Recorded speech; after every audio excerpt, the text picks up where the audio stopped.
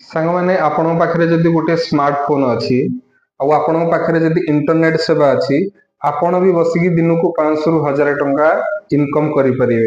तो आपण जदि इनकम करने चाहूँगी आपणकर मोबाइल रे इंटरनेट साहाय्य दिन को 500 रु 1000 टंका ताहले मते डीएम करंतु मु आपन पूरा डिटेल्स बतैदेवी आपण केमती इनकम करें दिन को 500 रु 1000 टंका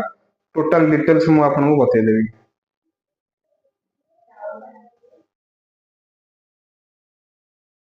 सांग माने आपण पाखरे जदि गोटे स्मार्टफोन अच्छी आपण पाखरे जदि इंटरनेट सेवा अच्छी आपण भी बसिकी दिन को 500 रु 1000 टंका इनकम करें।